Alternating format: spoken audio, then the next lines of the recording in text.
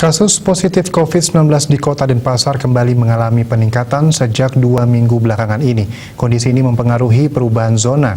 Bila sebelumnya sempat semua wilayah di Kota Denpasar masuk zona hijau, namun kini zona hijau hanya tersisa 4 wilayah.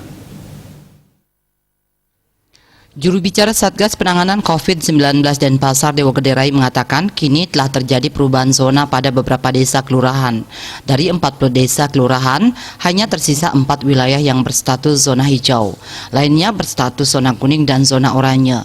Adapun wilayah yang masih zona hijau yakni Desa Dangin Purikau dengan 1 kasus aktif, Desa Dauh Purikangin dengan 0 kasus, Desa Penati Dangin Puri dengan 2 kasus dan Kelurahan Serangan dengan 0 kasus aktif. Di Denpasar Utara sebanyak 1 wilayah zona hijau, 5 wilayah zona kuning, dan 5 wilayah zona oranye.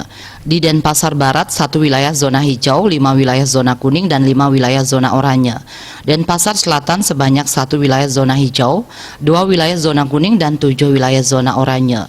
Denpasar Timur sebanyak 1 wilayah masuk zona hijau, 7 wilayah zona kuning, dan 3 wilayah zona oranye. Sementara untuk Kota Denpasar secara umum saat ini masih zona kuning. Terkait kenaikan kasus, Pemkot Denpasar menyiapkan 2 tempat isolasi terpusat isoter. 2 lokasi tersebut yakni di Bapelkesmas dan salah satu hotel di Jalan Veteran Denpasar. Asmara Putra, Bali Pos melaporkan.